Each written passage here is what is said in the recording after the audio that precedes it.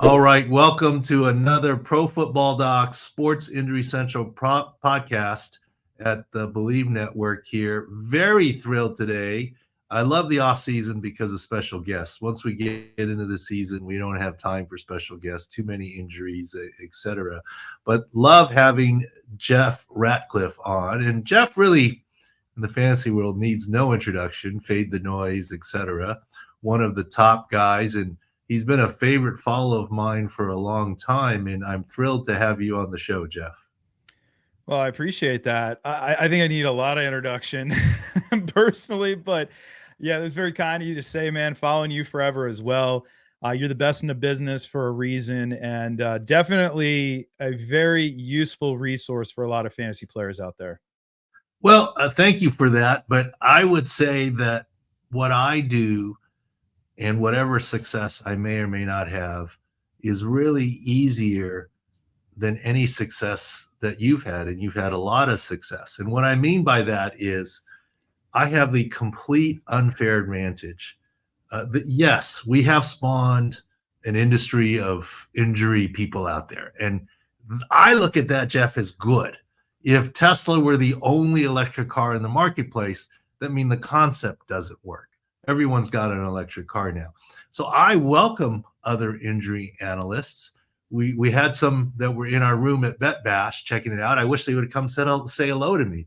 But my unfair advantage is, I'm an orthopedic surgeon. And so I've done the JJ McCarthy surgery, kind of situation. That's an unfair advantage. And the other unfair advantage is I worked in the NFL, right? Those are unfair advantages that you haven't had, yet you had success. So my hat's off to you. Why don't you tell our listeners, followers here a little more about you? You can do a better introduction than I can. Well, I wear a lot of different hats, that's for sure. In addition to, I think a lot of people probably know me best from the radio, Sirius XM. My show is a really originally named show, the Jeff Ratcliffe Show, Monday through Friday, 9 to 11 a.m. Eastern.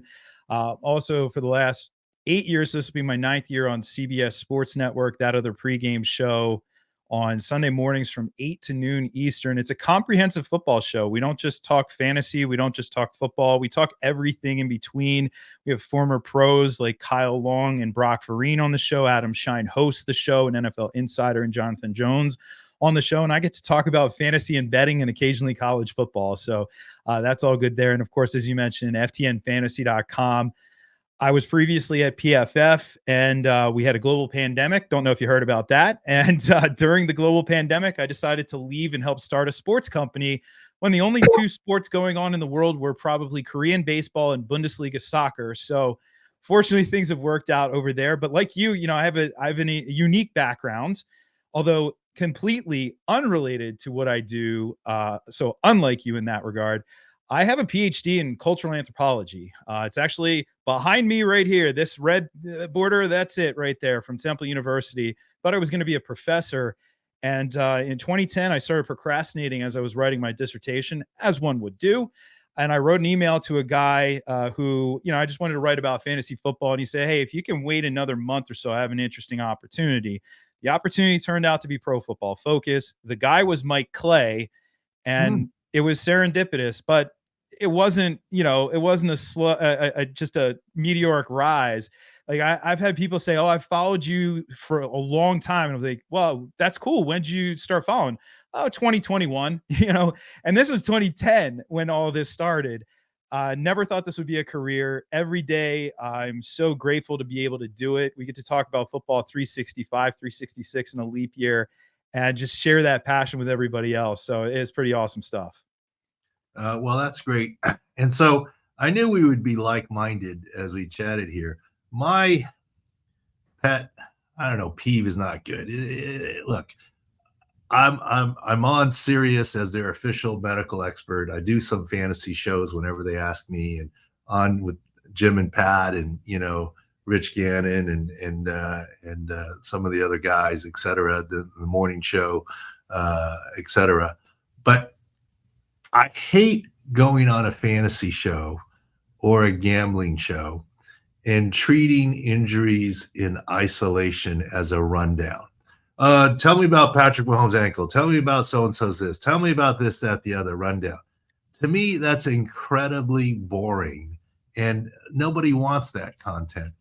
As you do it, it should be subject-based content. And like, love Adam at CBS and what have you. But the betting angle or the fantasy angle has to be in the context of that matchup, not in isolation, right? Mm-hmm. And I always say on SiriusXM Fantasy, when they ask me fantasy questions, I say, look, I am not a fantasy expert. I'm an injury expert. You got to go to guys like Jeff Ratcliffe or the hosts themselves. You guys are the fantasy experts. Don't ask me, RB1 here, 2 here, who should I play here in a vacuum. It depends on your scoring league, this, that, the other. And I'll say this, Jeff, I've only played one fantasy contest in my life. This is my 4th or 5th year. I guess 5th year now. Scott Fishbowl 14. Yes. I started with Scott Fishbowl 10. That was my first official fantasy league.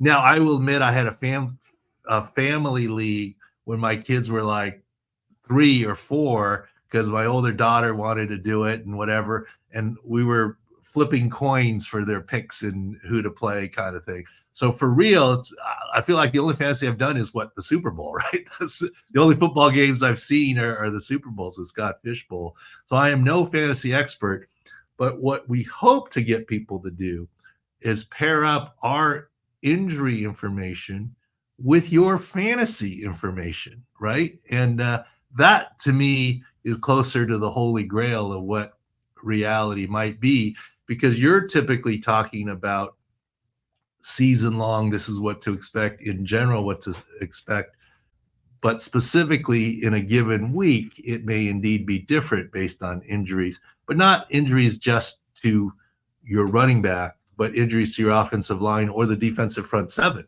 right? How do you calculate that into your projections or equations, et cetera, your projections? I think what you're getting at is something that I love the most about what I get to do. We play a game that, well, unfortunately, there's elements to the game that are disappointing. I don't like the objectification of players. They're human beings, and they just get turned into these little pieces on a board, so to speak, when we play the game. And then we have the worst parts of the fantasy community attack those players. We a couple of years ago, wasn't it Chris Carson got hurt, and then somebody was in his direct messages attacking him. It's like, this guy just got injured.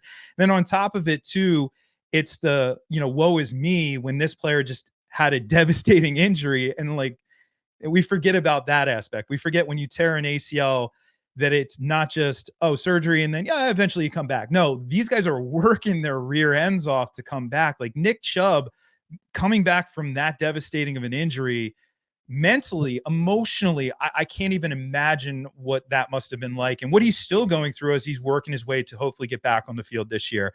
But I think to your point though, like I can't look at a video and say, that's a high ankle sprain. I saw the mechanism. That's a 4 to 6 week, or that's a 6 to 8 week. You guys have that, right? You have that skill set, that ability. And then I can hear you and trust you that your stuff. And when I hear the timetable of 4 to 6 weeks, now I know how to adjust things. I know what the depth chart looks behind them too. It's not always just a straight 1-for-1. A lot of times people look at a depth chart and they'll see, that running back is the number 2, therefore he'll be the number 1. And sometimes his role doesn't change. Sometimes he's just the pass catching back. I think of Washington.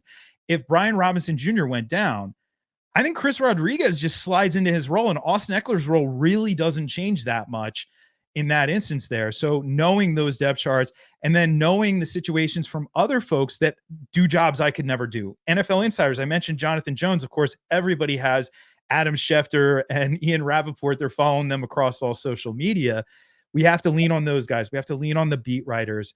We have to lean on folks who know not only that, but then can give us insights into the plays and what's happening behind the scenes. Like recently, Jordan Rodriguez, who covers the Rams for The Athletic, Jordan is doing some incredible work though on play calling stuff. She's at that podcast series, The Play Callers, which the first season really highlights the branching out of the original Shanahan Kubiak system to now it's kind of the Shanahan Kyle, not Mike, Shanahan McVay system, and then how this tree is proliferating across the NFL and becoming that like the new in vogue offense over this last decade or so here.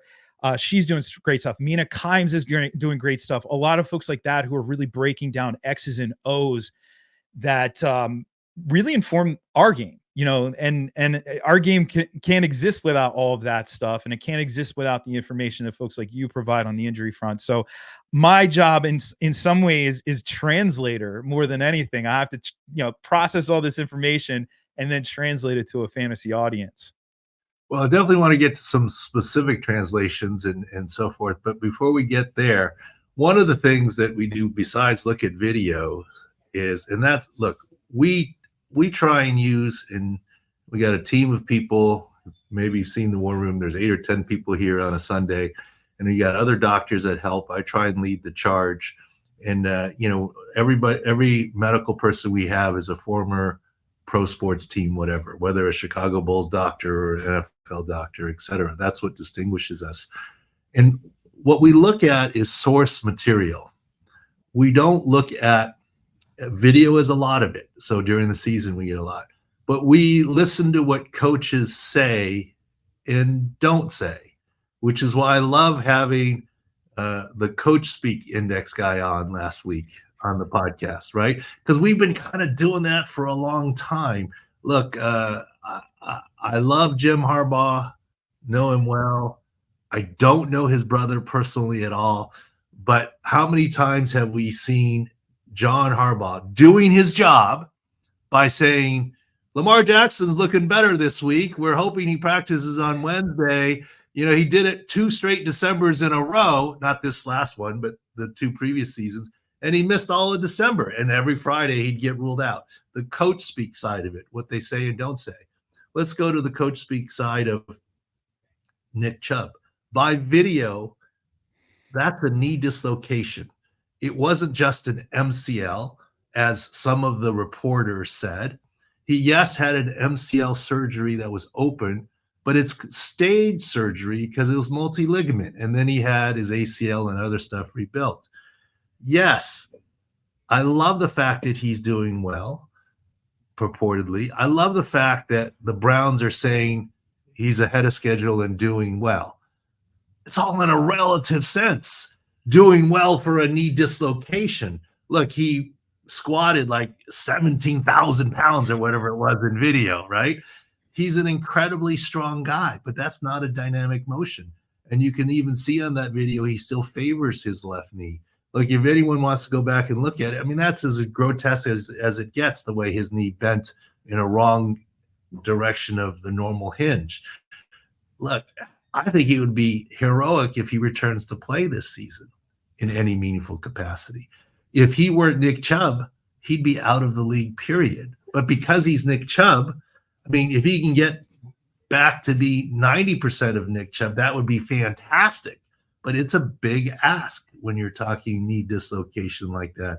So we have him downgraded quite a bit this year in terms of his six score, Sports Injury Central score. And look, if you're in the 90s, we're saying you're 90s healthy and 90% of expectations are reasonable. He's down in the 30s, low 30s. So, is he draftable? Depends on where you're drafting him. Late season stash, maybe he gets a little bit, but that's at least our injury impression in what we do. I don't know how that matches with your thoughts and where you have him or other running backs. Well, it does. I've been actually talking a lot about D'Onta Foreman, who fortunately escaped a significant injury himself here in the preseason. You look at Jerome Ford, and he's not Nick Chubb. He's not a kind of throwback between the tackles, humongous back, right? He's normal size. D'Onta Foreman is a bigger back, and I do think that we're going to see a lot of D'Onta Foreman early in the season. And yeah, it all comes down to risk tolerance. I always tell that to people. People say, "Would you draft Nick Chubb?" And I say, "Well, does that really matter? Because I'm not drafting for you. I'm not running your team." I think it comes down to risk tolerance. Like, if you're willing to potentially risk half a season with a guy on a bench or in an injured reserve spot, then go for it. But if you don't want that and that's going to frustrate you, then just avoid the situation. And each person's going to be different with that regard. I will say, going back to John Harbaugh, not Jim, the secret to John Harbaugh is in the eyes. If you look at his eyes will tell you if he's lying or not. It is pretty funny. His eyes will get really big if he's telling a little bit of a fib. I've noticed that over the years with him, because he will be purposely misleading at times with what he says to reporters. That's really interesting. So you're like a good poker player too, huh? You could read and I had not noticed that. Thanks for pointing that out. Here's what I say. Like I said, I don't know John Harbaugh, and I am not saying he's a bad guy, whatever. He's doing his job. Of course. You know, look. I just had breakfast with Norv Turner the other day. When he was in the NFL working for the Chargers, he didn't always be fully revealing either, right? I mean, they're just doing their job. And John Harbaugh, the tricky part is that there are a lot of times he's very forthcoming and telling you the complete truth. And it balances out the times that he's looking at you and lying. And so the eyes and the tell.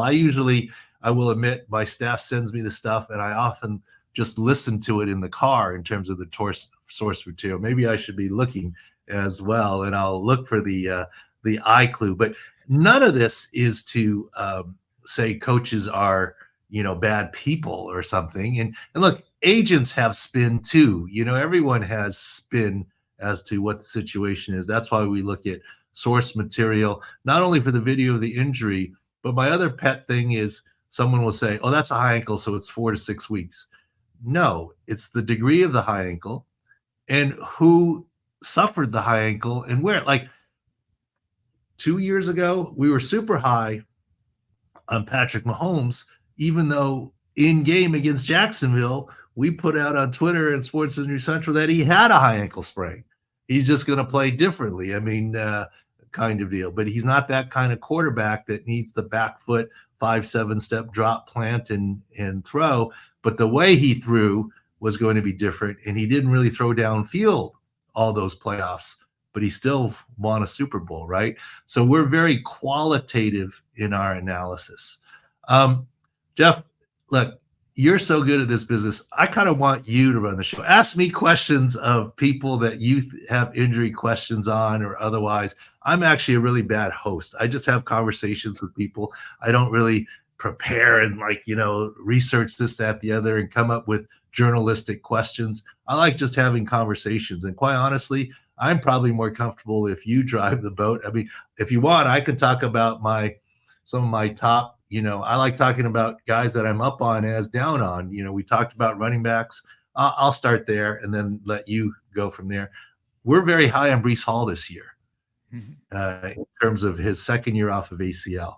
We love Breece Hall this year. We're very down on Jonathan Brooks this year, coming off his ACL, even though it's Carolina, for medical reasons. And we talked about Nick Chubb. So that might be one of our biggest up and downs. What are your running back surprises? Or you ask some questions here, Jeff, and we'll go from here. Well, an injury just happened in the Pittsburgh Steelers backfield, and I'm curious of your anticipation for Jaylen Warren with this hamstring issue. We heard it's a multi-week absence. We heard week 1 is up in the air. What are you expecting in terms of a timetable?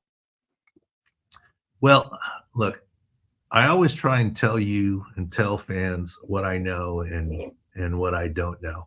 And I forgot to go over this with you, but you're right. It's helpful to say a guy might be 4 to 6 weeks in fantasy, but I don't know about you, Jeff. My biggest problem is I can't tell you the number of times I have fantasy someone say, hey, thanks, you helped me win my league, but I don't tell any of my friends.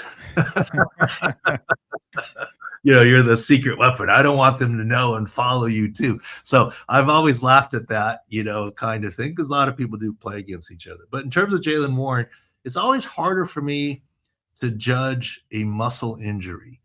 Does someone pull up? I always say judge the injury, not the reaction to the injury. So if someone pulls up completely lame, is it because it was a really bad hamstring injury, or did they pull up as soon as they felt it and they're just protecting it as they limp off? kind of thing. And like being carted off is a reaction to the injury. Maybe the locker room's far away. It's not the injury itself. So I try and judge video of the injury. It is harder to judge muscle injuries. But I will say this. Every team in the preseason the standard is it's not that bad, and he's got a chance for week 1. If they're already telling you he doesn't have a chance, doesn't look good for week 1, or it's really up in the question, and it's multi-weeks, and we're only a couple weeks away, this is going to leak into the season. And then you got to understand hamstring recoveries aren't exactly binary, right? And it's not like it's a hand injury. As soon as his cast is off, he's fine, right? There's a workout component to it. So I think we've already lowered his season-long SIC score at Sports Injury Central, and it's available at the website, Sports Injury Central, sicscore.com. And of course, we'll modify his week 1 SIC score as it comes, but it's going to be pretty low. We don't expect him to play for the early part of the season, and it's not out of the question. Remember, designated return IR is only 4 weeks. So that's not out of the question on Jaylen Warren here, because let's say he's not ready week 1 and he projects to be ready for week 2, depending on the manpower and the roster needs, they may use that spot and say 4 weeks and we'll bring him back really healthy, et cetera. So yeah, I think it's going to affect him quite a bit here. What about Hollywood Brown? We saw it's an odd injury. The injury is more, did I hear this correctly, something you would see in a car accident than you would actually see in football, though we did see Tyreek Hill have a very similar issue. That was that a 4-week absence on Tyreek Hill? Is this 4 to 6 weeks? Also with the Chiefs, 2019. And Jeff, it's not like I have a photographic Sean McVay memory. I only know this because I've talked about it, and our great staff, our producer Taylor here and the others, they're the ones who get me the data. I'm like, oh, well, Tyreek Hill, they find it. 2019, week 1 injury, he missed week 2 through 5.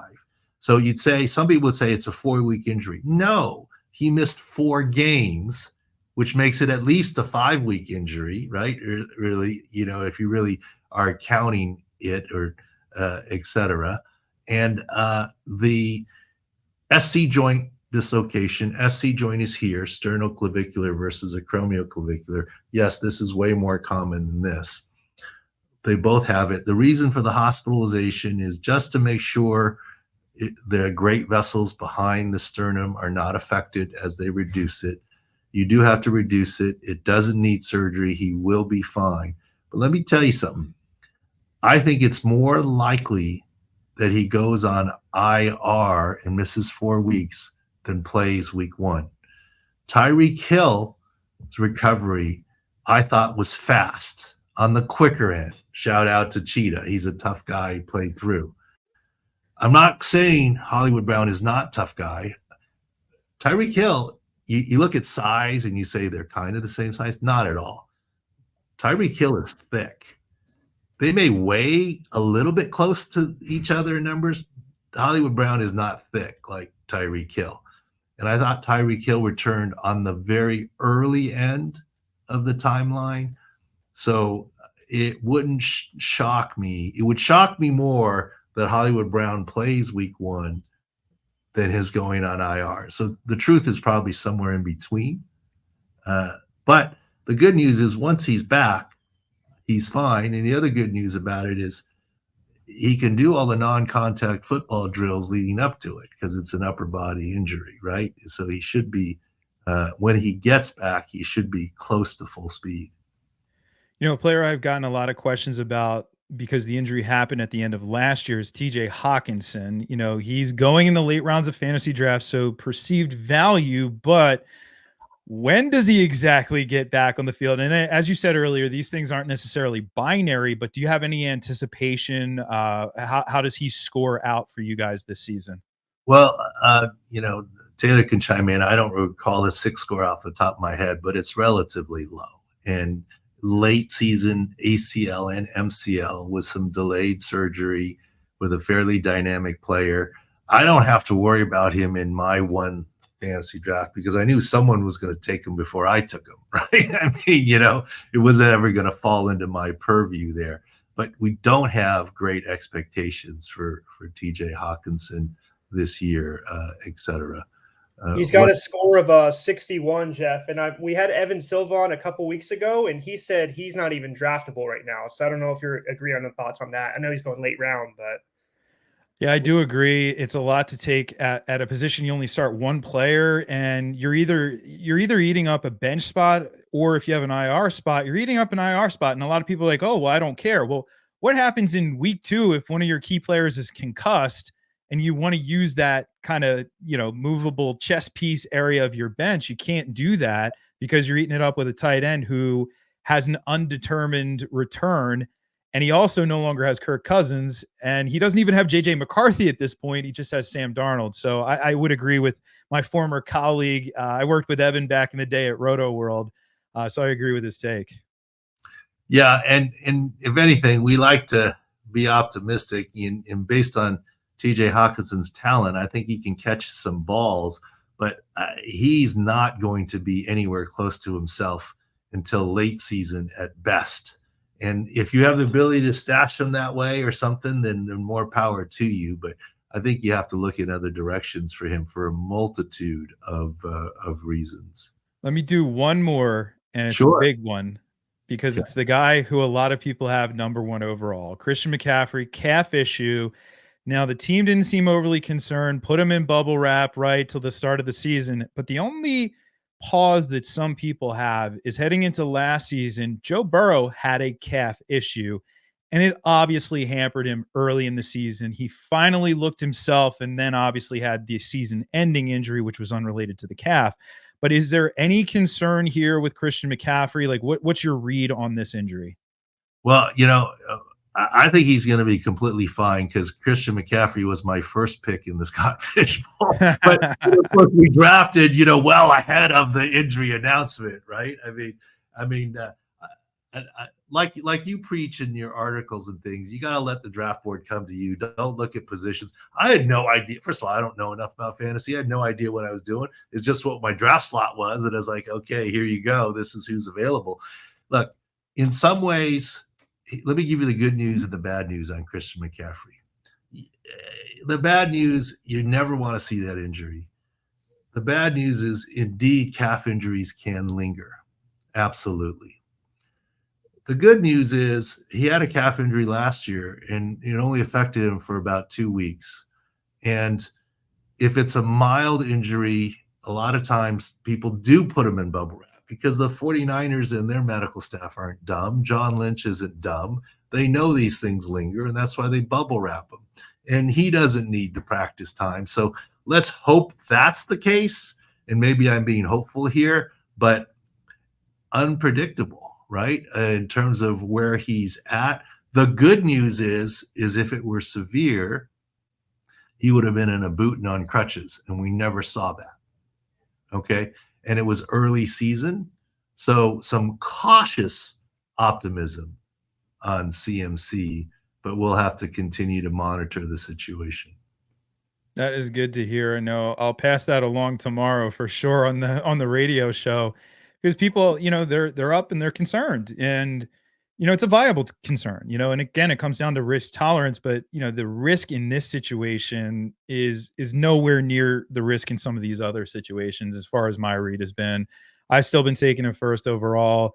No temptation. As much as I love Cheetah, as you said, Tyreek Hill, I just having McCaffrey, he's a unicorn right now in today's NFL. We don't see guys carry the ball like that and catch the ball like that. And he's coming off his second 2,000-yard scrimmage season. That may have been normal 20 years ago, 25 years ago. It is not normal now. And, he's done it twice. Perfect fit for that offense. Really a once in a generation type player. And that's good to hear. And I love that. With one big asterisk, assuming, like everyone is, that Trent Williams will be signed and ready to go. That's a good point. That's a good point. Big asterisk there. And maybe this, did you want to jump in with something, Taylor, there? Yeah, I just wanted to ask a question after you guys were done, just on all the quarterbacks that were hurt last year, Jeff. Are there any of them going to this year that you're worried about, like Rodgers, Cousins, Richardson, etc.? Before you get to the quarterbacks, Yeah. here's what I want to say. We talked about Tyreek Hill a little bit. And Jeff, we sent you your copy, but Taylor and the rest of the team worked hard on an 80-page preseason injury preview, going through all teams, charts, and other things about health heading into the season. And we rely on that to get our week 1 field views and 6 scores, etc. And right now, before they start selling it, that's available at the website for free, Sports Injury Central right now. We sent you a copy there, Jeff. And one of the things we talk about is not just injury of Christian McCaffrey, but availability of Trent Williams. Obviously, that's a contractual issue. For the Dolphins, one of our worries is their offensive line. And another worry is their linebacker core and edge rushers. They're all coming off of injury. That's what you get out of the preseason injury preview, whether for futures plays or drafting related to fantasy, etc. We give you the health picture of a lot of these teams. And sometimes, you want to factor in the health of your O-line before you figure out the running back, right? Or even the pass game or cheetah. If the Miami O-line doesn't hold up, what is his real value per se? And so that's available now for free, but that's what we really concentrate on, and so forth. But anyways, go ahead, Jeff. Yeah. So, I mean, regarding Rodgers and Cousins, older quarterbacks coming off of that injury aren't exactly optimal, but they're going in the late rounds in 1 quarterback leagues. They're going well after 15 quarterbacks are drafted in Superflex. So I think the price point, the injury is baked into the price point. Not as concerned there. That is not the case for Richardson. Richardson, of course, he doesn't have that age issue, but he is going. In some instances, I've seen him go as high as the 5th quarterback off the board. 5, 6, 7 is about where he's going in terms of quarterbacks. And last year, we saw him only able to play 2 full games. The first game, he admitted the concussion was his fault. He stopped basically when he crossed the goal line. That's not what these guys are taught. They're taught to run through to essentially the back of the end zone, because if you stop, you get popped, and he got popped. The other one was flukish. However, he's out there running, and that is a big part of his game. And so, yes, there is a little bit of concern there, but it also leads me to a player who is not injured, who I do have concern with, and he showed it this weekend in the preseason, and that is Jayden Daniels. Jayden Daniels last year, really over the course of his 2 seasons with LSU, there are times where he took some really big hits. And yes, he's 6'4", but he is not built like Cam Newton or anything like that. He's much more of a lean build. Taking those big hits at the college level is even not good, but taking them at the pro level is a good way to shorten your career pretty quickly. And we saw he had a zone read. He had a 13-yard run, and he didn't slide. And obviously he went over to Dan Quinn afterwards and, apologized. And Dan Quinn even made a joke about it, about how he's on double secret probation for all of the Animal House people out there.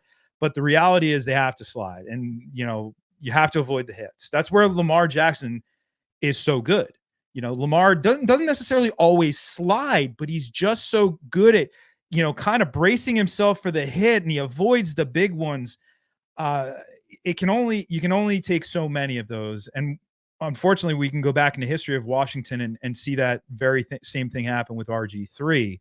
So hopefully Jayden Daniels learns a little bit here, because I'll share this story. I should have wrote down who had this comp on Twitter. It was the most creative player comp I have ever seen in all of my years covering the NFL draft. Somebody comped him to Johnny Knoxville. And the reference here, going back to the Jackass show, like Johnny Knoxville would get hit by a bull and he'd just be, his limbs are flailing, he's flying up in the air. And then they showed a whole bunch of clips of Jayden Daniels running and doing that thing that a lot of these kids should not be doing, jumping in the air and then just getting absolutely popped by a linebacker or whoever. And again, at the college level, even in the SEC, maybe you can get away with it. As Richardson showed us, though, when you get to the pro level, and all of these guys are freaks in nature, all of these guys are so stinking good, so fast, so big, it's not sustainable. So I do have a little bit of concern. At the same time, I do think Jayden Daniels has looked very comfortable and very good in the preseason so far. And he's not going as high as Richardson. He's going, round about quarterback 12 is where I'm seeing. So sometimes he makes it to the late round in one quarterback leagues, which, again, bake it into the price a little bit, but a little bit of risk there for him based on how he plays the game. No question. And obviously it depends on your fantasy league and the scoring, right? Like Scott Fishbowl places a pretty good premium on running quarterbacks. And so I get why you'd be tempted with Anthony Richardson and Jayden Daniels. And by the way, we've said all along at Sports Injury Central from the moment his shoulder injury happened, including the surgery, that we have full confidence that his shoulder is going to be fine. It's not about his shoulder. It's about running. It's about how many, as I'll say, double black diamond ski runs he takes versus green and blue runs, right? More knee injury risk if you're skiing double blacks, right? More injury risk if you're running in NFL and not getting down. And so it's a catch-22, right? The reason why you want to draft them is because they're dynamic and can throw and can run, but then that makes them riskier, right? And that's why Dan Quinn is saying, Jayden Daniels, you got to get down kind of situation. So yeah, it is a double-edged sword. I mean, I'm old, okay, Jeff, but if you name the quarterbacks that have had in quote recent time in the last decade, or so, that have had very little injury history and played a lot, who are they? Phillip Rivers, my guy with a longevity record, to some extent Matthew Stafford, to some extent Eli Manning, to some extent Peyton Manning before the neck issue, to some extent Tom Brady minus the ACL in the pocket. It hasn't been the running guys, right? I mean, that's where the risk comes. I've often said, if you run out of necessity to get that first down, it certainly is less risky on 3rd and 8. Okay, you got to do it and then get down, versus running as part of the offense on 1st and 10. That's a different risk profile, etc. So yeah, and it's feast or famine. It's been a lot of feast for Lamar a lot of years, but then in December, a couple of years, he's been injured, right? Thankfully, he's not had a lot, but Anthony Richardson has. I don't know how he's going to modify his game. Jayden Daniels, I'm not sure what his risk is going to be, but it's a lot to absorb. But that is the risk that you run if you do run, right? And that I'm on the same page with you there. But going back to Cousins and Aaron Rodgers, I really don't have much worry about either of them. I essentially have no worry about Aaron Rodgers and his Achilles, and less worry, not a lot of worry, but more worry on Cousins than Rodgers, but not much at all. Partly is because Cousins was more later in the season, and partly because Cousins is back foot. Rodgers is front foot, and he has a strong arm, etc. And it was first game of the season. And, the very day it happened, in-game Monday Night Football, I'm like, that's an Achilles. I don't care that he stood up. And the next day, I was on Pat McAfee, lucky enough to be on his show. And obviously, he's an Aaron Rodgers guy. And he said, is Aaron Rodgers done? And that was the number one question. Is Aaron Rodgers done? I'm like, no way. This is an injury you recover from. And even if Aaron Rodgers is a half step slow in running, he's still faster than Phillip Rivers, my guy, Peyton Manning, your guy, or Tom Brady at the age of 44. I mean, where's the downside here with Aaron Rodgers? And I even said that day that there was an outside chance if the Jets could get to the playoffs that he could return. There was a lot of chatter in December, and he didn't return because the Jets were out of it. But that, I think, is good. Aaron Rodgers is going to be fine. And the preseason injury preview will tell you that their offensive line is now shored up and healthier than last year. Our preseason injury preview last year literally said, we think Rodgers' age is fine, whatever, but can he hold up behind that offensive line? Now, we did not know 4 plays in he would get injured. That offensive line is healthier and better this year than last year for the Jets. And that's part of what you get out of the preseason injury preview. Yeah, it's good stuff right there. I'm excited to see what it looks like in general. You know, we've seen some of these guys playing into their early 40s, as you mentioned. Brady broke the scale, but even Breeze. Now Breeze, at the end of his career, he wasn't able to push the ball downfield. But fortunately, they had Michael Thomas there. You know, he could kind of play in that short and intermediate for where Breeze was still in his wheelhouse. But Rodgers isn't going to have that issue, and he's got a lot of talent on that team. Breece Hall in the backfield, obviously Wilson. You bring in Mike Williams. We'll see if Malachi Corley can be anything, but they have a really reliable tight end in Tyler Conklin as well. So I don't mind. Like, if you're very, very late in the draft, put Rodgers' name up on the board. Nothing wrong with that. If you get a high ceiling guy as well, like if you say maybe you drafted Jaylen Daniels earlier, nothing wrong with putting Rodgers in there as well. It will be exciting. It will be exciting. I have a lot of Jets fans in my life. I felt for those Jets fans. Just wasn't fair. It wasn't fair. So hopefully this year will be the redo. Hopefully that's a tough division, but hopefully they're competitive. Obviously we know the defense is really good as well. So it'll be fun to watch. Yeah. All right. Let's switch gears a little bit. I want to talk to you about DVOA, something you do a lot at your website. And I love the idea of DVOA. You've got Aaron Schatz there, and you're big into that. And the reason why I love DVOA is it's customization of a situation, right? Is a simple way of putting it. And that's essentially what we do related to injury, right? Customization of a situation for this week based on the new injury that the player has, or the players around them, or the defenders have in terms of that. Do you have anything new or secrets related to DVOA that you want to talk about, or what have you? Well, Aaron's been in the lab all off season, and the almanac is out there. If you're watching right now, listening right now, and you haven't checked out the almanac, it goes back to his days at Football Outsiders, but it's the same product as always. A ton of information. It's not fantasy, so for the fantasy folks, it's not fantasy, but you can use the information to your advantage. You can weaponize that against your opponents in fantasy, that's for sure. But the biggest thing about DVOA is we're adjusting, as you said, to each situation. We're adjusting to each opponent. And as opposed to just blindly looking at a box score, you really can't get context by looking at a box score. As you said earlier, you could have an injury along the offensive line, and say the running back doesn't have a particularly good day, or there's a few more sacks in that game. That isn't reflective of the offensive line when fully healthy, or vice versa. On the defensive side, maybe the interior is banged up and then you can run all over them. That doesn't necessarily mean it's a bad defense. It means that day they were shorthanded. So we're adjusting for all of those different things. And one of the biggest requests that we've gotten, David, is can we get that and can we apply it to fantasy? Can we have like fantasy points against based on DVOA? So DVOA adjusted. And good news, that is coming out at ftnfantasy.com for this season. So we'll actually be able to have more context.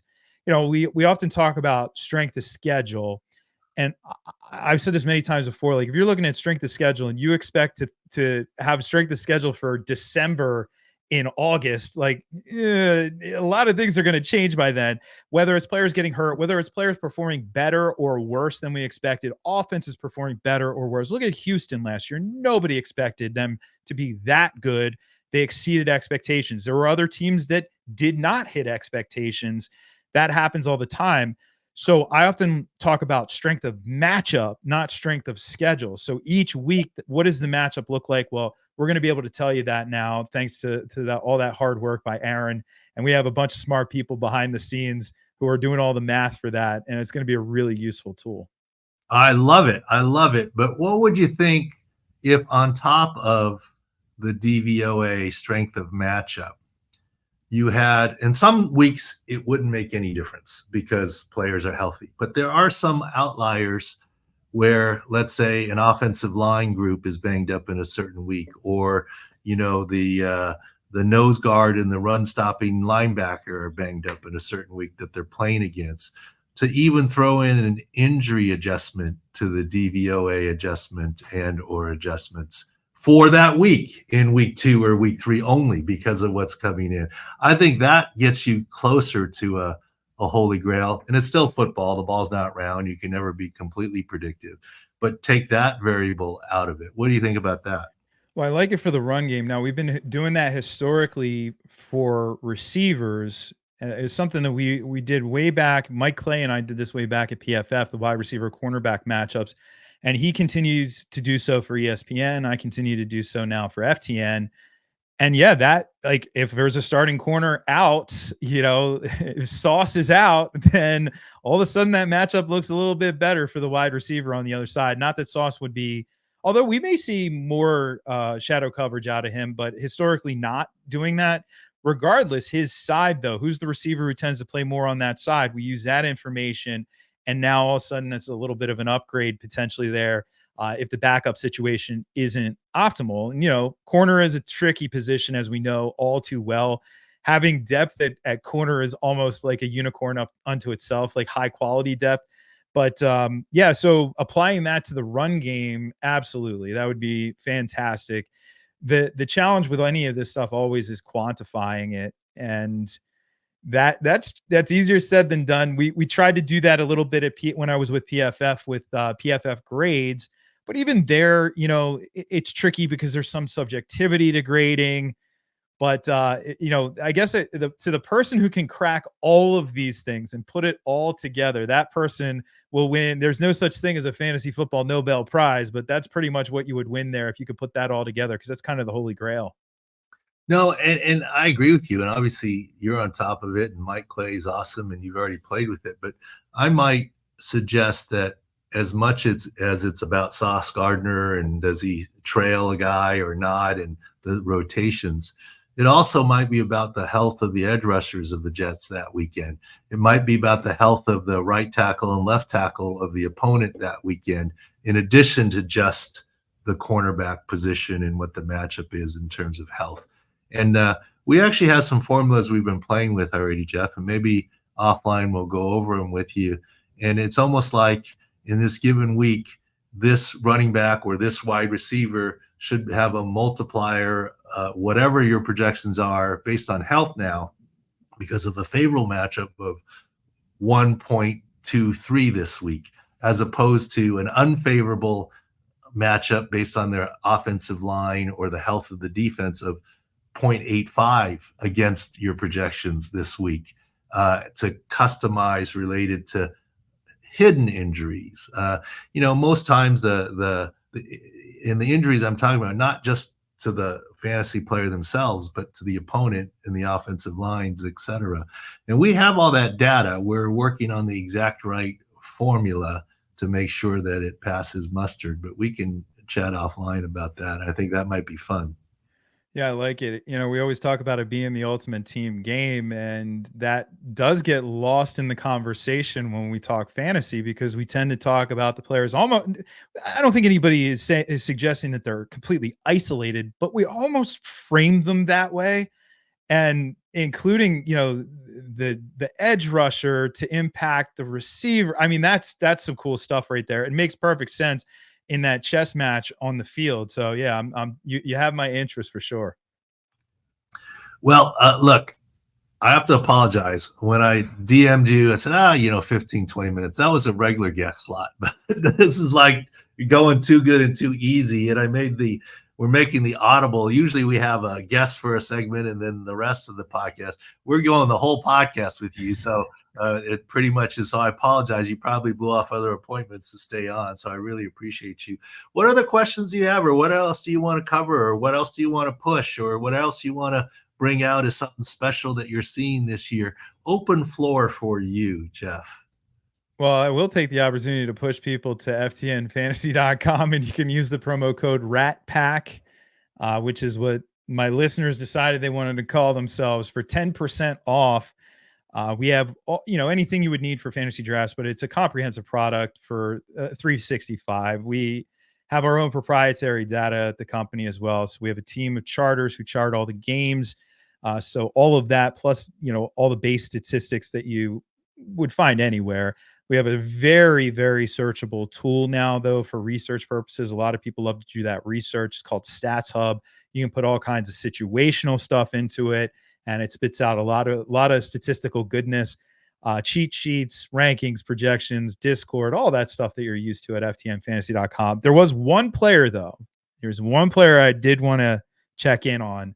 So we talked a little Denver earlier. Javonte Williams last year, returning from the ACL. He did not look like the player he was before the ACL. And I wanted to hear your thoughts, like maybe specifically about him, but then also 1 year removed from an ACL, like you had mentioned Breece. Now, Breece didn't show any ill effects seemingly last year, at least to my eye. Is there, when you're a younger running back, does that matter? Do you think that we'll see a return to form for Javonte Williams? Well, I love the question. And look, it's part of what we do. And part of it is, like I said, through insider knowledge about the game and having treated these guys. It's not insider information, but Breece Hall outdid our expectations last year come off his ACL, as you pointed out. But if you really look at it, we probably misjudged Breece Hall. He is a unique combination of wiggle, power, and straight line speed. The first thing to come back after an ACL is straight line speed. He broke a couple of runs. We think, especially the early half of the season, his cutting ability off that knee still wasn't completely there, but he had enough skill set and breakaway speed that when there was a hole, he could get through it. And that's the first thing to come back, which, by the way, is why we're less down on Daniel Jones than typically coming off an ACL, because he's kind of a linear runner. Javonte Williams, however, is different. First of all, he didn't just have an ACL. By our video, he had a multi-ligament injury, which puts it in a different category. And I'll even say he outperformed what he thought he could do last year because it was a multi-ligament, but that also makes it a higher bar. We are much more guarded on Javonte Williams this year. I get it. He had 3 runs and 5-6 yards a clip in the preseason game, but that's preseason, right? And still guarded on Javonte Williams. You can go to Sports Injury Central, look at it. Very high on Breece Hall, but the injuries, that's not apples to apples in terms of their injury, and that's why we say that. Hey, Jeff, I love the FTN plug. Love your stuff there. As a matter of fact, you or your people can get with my people, and I'll put it out here now. We'll attach a copy of the preseason injury preview to it as an extra for anyone who wants to sign up for your product. And they could just get that as well in terms of the injury information. I'll have my guys call you and make that work if you are interested in doing that. As a small thank you for coming on the show today with me. Really appreciate you and look forward to engaging with you a lot more. I followed your stuff for a long time in Sirius and otherwise. I'm thrilled to get you on, and I'm thrilled that on an Audible you spent all this time with us, even though I only asked for a little bit. So I really appreciate you. Yeah, it's not a problem at all, and much respect to you for what you do. And they say time flies when you're having fun. This was a lot of fun. Happy to do it. Always love chopping it up and talking football just in general. So thank you for having me on. This was great. And the one thing that I'll say that we said hello for the first time when you're on, you're in near Philadelphia. And I love your answer to the question. So are you an Eagles fan? And you're like, no, I'm a fan of all 32 teams because what I do, right? And I love that. And I'll tell you a little story. People say to me all the time, you're a Chargers fan. I'm like, no. Like, oh, you don't like him anymore because you don't work with him. It's like, no. I was never a Chargers fan when I worked with the team. And they're like, what? No, I wanted the Chargers to win. But here's what I'm a fan of. I'm a fan of people. And so whenever I watch a matchup now, I'll go, I know more people on this side of the ball than this side of the ball. Or I like that head coach because I'm rooting like crazy for the Chargers now, not only because I still like the Chargers. I still know some people in the building and ownership. Players, not so much. They've all turned over. But I love Jim Harbaugh. I know him very well. So I'm rooting like crazy. So I root for people rather than emblems, And I obviously, for the longest time, rooted for the Chargers because I was on the team, so to speak, but also knew the most people. But, there were a lot of years I rooted for the Patriots because of Junior Seau or Rodney Harrison. Right now, I'll root for the Falcons because of one of my friends who's a coach there. I'll root for the Browns because of friend that's coaching there or a player that you know, et cetera. So yeah, I'm agnostic like you. I'm 32 teams, all about good football everywhere. And my only rooting interest is really related to if I happen to know more people on one sideline versus the other. So yeah, I think it's different there. So I appreciated your answer there before we got on. It's all about the football itself. All right, the great Jeff Ratcliffe, thank you so much for all the extra time. Stay in touch, and we'll be in touch with you. Go to FTN, check out his great stuff, and thank you for the time. We'll wrap this episode with the Pro Football Doc Sports Injury Central podcast, and more to come next week. Actually, coming up, I know scheduled, but he's got a busy schedule, is Warren Sharp next week for our podcast. So that'll be fun as well. Thanks for coming on, Jeff. Thank you.